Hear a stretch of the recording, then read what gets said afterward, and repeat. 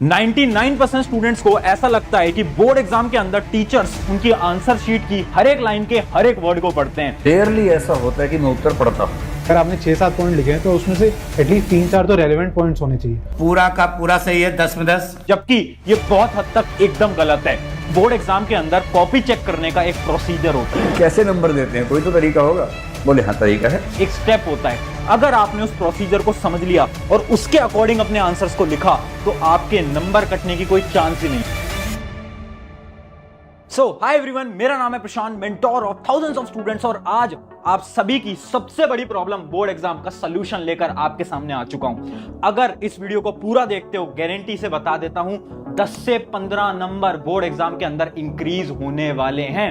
पता है क्यों? क्योंकि आज मैं आपको सीक्रेट्स बताने वाला हूं कि बोर्ड एग्जाम के अंदर कॉपीज चेक कैसे की जाती हैं। अगर आपको यह पता चल गया ना कि बोर्ड एग्जाम में कॉपीज ऐसे चेक होती हैं, तो आपको यह पता चल जाएगा कि बोर्ड एग्जाम में अच्छे मार्क्स लाने के लिए अपने आंसर्स को आपको लिखना कैसे होता है। सारी चीजें आपके लिए लेकर आया हूं। इस वीडियो को बनाने के लिए हमने कई टीचर से बात करी जो कि CBSE board, ICSE board, India के जितने भी बोर्ड्स हैं उनके अंदर कॉपीज को चेक करते हैं। जब मैं उनसे मिला तो मैंने उनसे कुछ सवाल पूछे और उन सवाल को मैं यहां पर लिखकर भी लेकर आया हूं। पहला सवाल मैंने उनसे पूछा, can teacher cut mark bye their own? क्या टीचर अपनी मर्जी से किसी भी स्टूडेंट के मार्क्स काट सकता है? एक टीचर को पसंद नहीं आया आंसर तो क्या वो मार्क्स काट सकता है? क्या यह बात सच है? दूसरा सवाल, partial marking, step wise marking. क्या बोर्ड एग्जाम के अंदर स्टेप वाइज मार्किंग होती है? क्योंकि बहुत सारे स्कूल के अंदर तो बोलते हैं कि स्टेप वाइज मार्किंग होती नहीं है। तीसरा सवाल, हार्ड और इजी चेकिंग। क्या चेकिंग बहुत ज्यादा मुश्किल होगी या बहुत ज्यादा आसान होगी? ये सवाल भी मैंने पूछा। और लास्ट, प्रेजेंटेशन से मार्क इंक्रीज होते हैं क्या? ये बड़ा इंपॉर्टेंट सवाल था। सब पूछते हैं अगर हम अच्छा सजा सजा के लिखेंगे तो क्या हमारे मार्क्स इंक्रीज होंगे? तो 4 सवाल पूछे और इन चारों सवाल के आंसर्स मैं आपको बताने वाला हूं। 5 टिप्स लेकर आया हूं। बोर्ड एग्जाम की 5 ऐसी टिप्स जो कि सीक्रेट टिप्स हैं। इनको अगर फॉलो करते हो 5 से 10 नंबर तो मिनिमम इंक्रीज होंगे ही होंगे। ठीक है, स्टार्ट करते हैं टिप नंबर 1 से। टिप नंबर 1 हमारी क्या बोल रही है? आंसर की। देखो ध्यान से सुनना। आपको ऐसा लगता है ना कि अगर एक टीचर को आपका आंसर पसंद नहीं आया तो आपके नंबर काट देगा, जबकि ये बिल्कुल गलत है। कोई टीचर बोर्ड एग्जाम के अंदर ऐसा नहीं कर सकता। हाँ, स्कूल के अंदर बिल्कुल ऐसा टीचर्स कर सकते हैं, बट बोर्ड एग्जाम के अंदर नहीं कर सकते। पता है क्यों? क्योंकि बोर्ड एग्जाम के अंदर आंसर की दी जाती है। हाँ, हर एक टीचर के पास आंसर की होती है। चाहे तुम सीबीएसई बोर्ड की बात करो, आईसीएसई बोर्ड करो, इंडिया के जितने भी बोर्ड्स हैं, सब टीचर्स को जब कॉपी चेक करते हैं तो उनको एक आंसर की मिलती है और उन्हें अपने पेपर को आंसर की के अकॉर्डिंग चेक करना होता है। वो अपनी मर्जी से चेक नहीं कर सकते।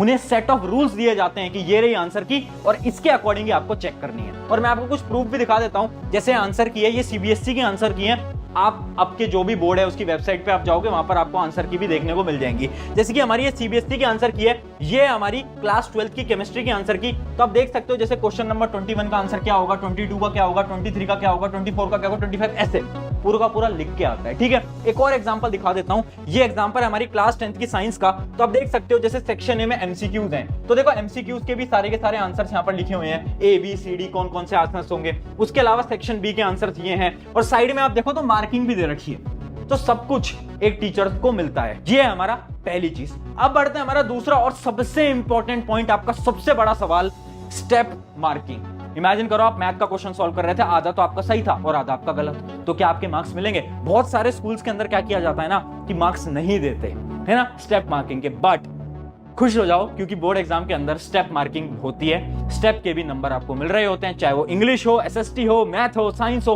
कोई भी सब्जेक्ट हो, क्लास 12 के केमिस्ट्री, फिजिक्स, कोई भी सब्जेक्ट हो, स्टेप वाइज मार्किंग होती है। अब तुम मुझसे प्रूफ मांगोगे कि आपको कैसे पता, तो चलो मैं दिखा देता हूं। आंसर की ये बोलती है कि स्टेप वाइज मार्किंग करनी पड़ेगी। देखते हैं, जैसे कि ये एक आंसर की है, ये है इंग्लिश की, ये है इंग्लिश की आंसर की। यहां पर ध्यान से देखना ऊपर क्या लिखा है, फॉर्मेट के 1 नंबर, कंटेंट के 2 नंबर और ऑर्गेनाइजेशन ऑफ आइडिया के 1 नंबर और एक्यूरेसी के 1 नंबर। मतलब जब ये किसका है, ये एक लेटर राइटिंग का सवाल है, तो टीचर्स को बोला जाता है अगर एक स्टूडेंट सिर्फ फॉर्मेट भी सही लिख के आता है ना तो उसको 1 नंबर तो देने पड़ेंगे। लिखा हुआ है, ये टीचर काट नहीं सकते, लिखा हुआ है। उसके अलावा अगर स्टूडेंट कंटेंट अच्छा लिखता है तो उसे 2 नंबर मिलने हैं। अगर उसके ऑर्गेनाइजेशन ऑफ आइडियाज अच्छे हैं तो उसको 1 नंबर। और एक्यूरेसी का मतलब ग्रामर, जो ग्रामर पार्ट होता है, अगर उसने ग्रामर सही से लिखी है, करेक्ट स्पेलिंग्स लिखी है, तो उसे 1 नंबर। तो ऐसे जो आपकी लेटर राइटिंग होती है वो डिवाइडेड होती है। ठीक है, तो अब ऐसा मत करना कि तुम्हें सवाल नहीं आ रहा तो तुम उसे छोड़ के आ रहे हो। एटलीस्ट फॉर्मेट भी लिखते हो ना, उसके भी 1 नंबर मिल रहे हैं यार, उसके भी 1 नंबर लिखने हैं, उस नंबर को क्यों खो रहे हो? लिख कर आओ, ठीक है। इसका एक और एग्जांपल दिखाते हैं, जैसे कि मैथ्स का आप देख सकते हो। मैथ्स का एक ऐसे अपना क्वेश्चन है, उस क्वेश्चन में अगर आप एक पार्ट भी सही करके आते हो ना, जैसे कि अगर आप एक छोटा सा पार्ट भी सही करके आते हो ना, तो आपको यहां पर दिखेगा उसके कितने नंबर है, आधे मार्क्स हैं। अगला पार्ट सही करा तो आधे मार्क्स, अगला पार्ट सही करा तो आधे मार्क्स, मतलब मार्क्स मिलते हैं स्टेप के, ठीक है। तो अब वो जो तुम डरते रहते हो, बार बार पूछते रहते हो यार बोर्ड एग्जाम आ रहे हैं, बोर्ड एग्जाम आ रहे हैं, डरो मत, घबराओ मत। बहुत सारे स्टूडेंट्स तो आधे टाइम डर में ही गुजार रहे हैं आज के समय पर। एक चीज मैं आपको बता रहा हूं, एक काम करना, अभी का भी वीडियो पॉज करो और एक कमेंट लिख दो कि this exam will be best exam of my life. ये पता है मैं आपको क्यों लिखवा रहा हूं, ये मैं आपको इसलिए लिखा रहा हूं, अपने दिमाग को याद दिलाओ कि ये एग्जाम कोई बड़ा एग्जाम नहीं है, बोर्ड एग्जाम है, कर लेंगे यार, कोई मुश्किल एग्जाम नहीं है, तुम कर लोगे। लिखो कमेंट में, और जब भी डेली उठ रहे हो ना, शीशे के सामने जाकर खड़े हो और बोलो this exam will be best exam of my life, ये एग्जाम मेरी जिंदगी का सबसे बेहतरीन एग्जाम होगा। खुद से बोलो, खुद से बोलना पड़ेगा। तो ये थे हमारे 2 पॉइंट। अब बढ़ते हैं हमारे पॉइंट नंबर 3, जो कि है always right answer from NCERT. बहुत लोग इस पे शॉक हो गए होंगे, अभी इसके बारे में बात करते हैं, बट उससे पहले एक इंपॉर्टेंट चीज मैं आपको बता देता हूं। बहुत स्टूडेंट्स का ना बहुत बड़ा डाउट है कि भैया बोर्ड एग्जाम या तो स्टार्ट हो गए हैं या तो स्टार्ट होने वाले हैं। अब होता क्या है ना, जैसे कि मान लो रात के 10 बज रहे हैं, 11 बज रहे हैं और कोई कॉन्सेप्ट आपको समझ नहीं आ पाया, तो आप कंफ्यूज हो जाते हो, क्योंकि उस समय पर आपके कोई टीचर्स भी नहीं होते जो कि आपके जितने भी प्रॉब्लम्स वगैरह हैं वो क्लियर कर दें। तो उस समय पर आप क्या करो, उसी का एक सोल्यूशन मैं आपको बता रहा हूं, एक ऐप आपको रिकमेंड कर रहा हूं जो कि है फिलो ऐप। अब फिलो ऐप इतना शानदार ऐप है ना, क्योंकि इमेजिन करो रात के 10, 11, 12 बज रहे हैं और मैथ की एक प्रॉब्लम आपसे सॉल्व नहीं हो पा रही। अब आपको क्या करना है, फिलो ऐप पे जाना है। फिलो ऐप के अंदर आप 60 सेकंड के अंदर एक पर्सनल ट्यूटर से कनेक्ट कर जाओगे और जितनी भी आपकी प्रॉब्लम्स हैं वो ट्यूटर आपके साथ बैठ के आपकी सारी प्रॉब्लम्स को सॉल्व कर देंगे। सिर्फ इतना ही नहीं, इसके साथ साथ फिलो ऐप के अंदर आपको test series, previous year question, study material, बहुत सारी चीजें भी मिल रही होती हैं, ठीक है। तो मैं लिंक दे दूंगा डिस्क्रिप्शन के अंदर, ऐप जाकर ट्राई करो, डाउनलोड करो, और क्योंकि आप मेरे स्टूडेंट हो, एक कोड आपकी स्क्रीन पर आ गया होगा, इस कोड को लगाओगे तो इनके सब्सक्रिप्शन में आपको 10% ऑफ भी मिल जाएगा। चलिए अब बढ़ते हैं हमारी 3rd नंबर की टिप, जो कि है always right answers from NCERT.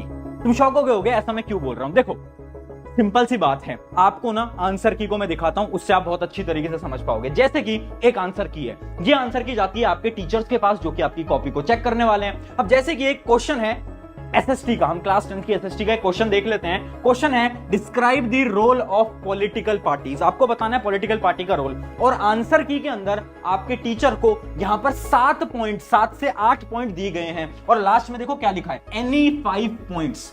कोई भी 5 पॉइंट अगर बच्चे ने लिखे हैं तो सही कर देना। अब ये जो 8 पॉइंट है ना, ये सारे के सारे 8 पॉइंट एनसीईआरटी के हैं। सिमिलरली आपके जितने भी थ्योरी सब्जेक्ट्स हैं उनकी जो थ्योरी होती है, जैसे कि इमेजिन करो बायोलॉजी का एक सवाल आ गया, what is multi cellular organism, जो एनसीईआरटी में लिखा है वही टीचर्स की आंसर की में होगा।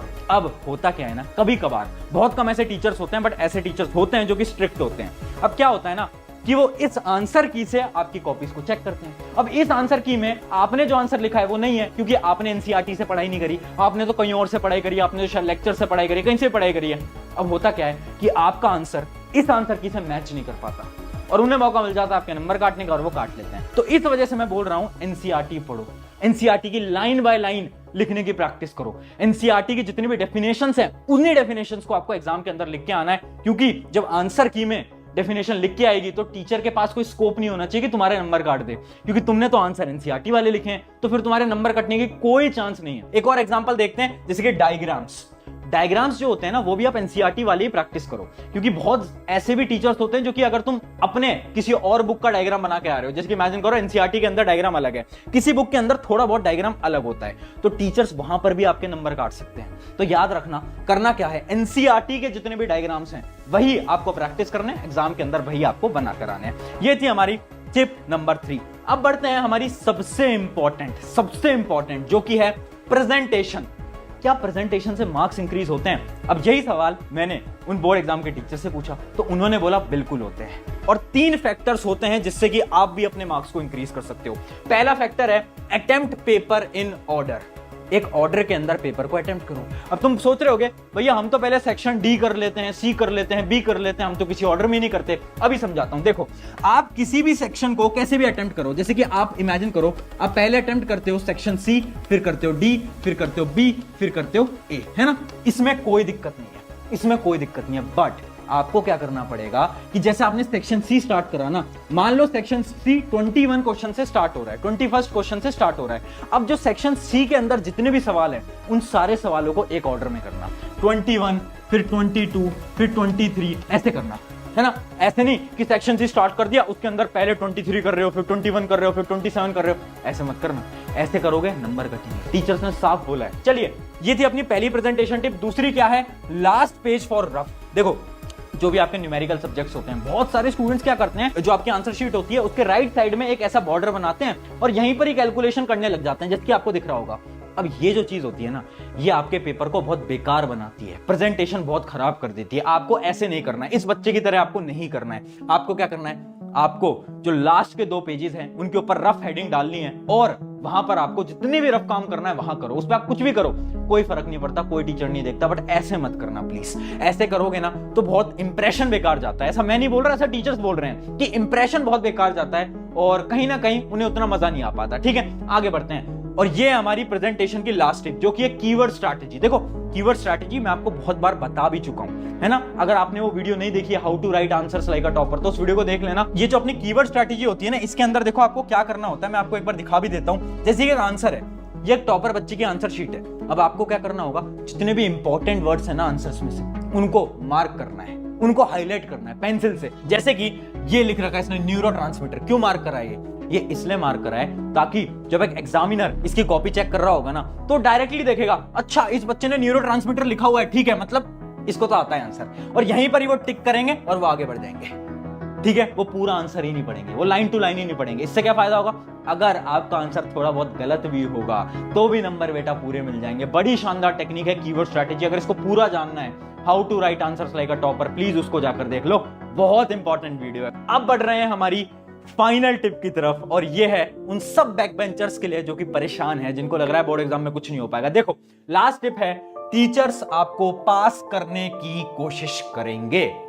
हाँ मेरे दोस्त, सही सुन रहे हो, हर एक टीचर चाहेगा कि आप पास हो। तुम्हें ऐसा लग रहा है ना बोर्ड एग्जाम के अंदर तो भैया टीचर्स फेल कर सकते हैं, मेरी तो प्रिपरेशन नहीं है, मेरा तो सिलेबस नहीं हुआ है। डरो मत, टीचर्स आपको पास करने की कोशिश करते हैं। मैं इतने टीचर से बात करता हूं, सब बोलते हैं कि हम तो खुद चाहते हैं कि बच्चा पास हो जाए। तो उसके लिए तुम्हें क्या करना है, एक 1-to-1 टिप दे रहा हूं, है ना, ध्यान से सुनना। इमेजिन करो एक सवाल है जो तुम्हें नहीं आ रहा है ना, कुछ भी जो भी तुम्हें उस चैप्टर से रिलेटेड आता है वो लिख कर आ जाओ। तुम्हें पता चल गया ये जो क्वेश्चन है इस चैप्टर का है, उस चैप्टर से रिलेटेड लिख कर आओ।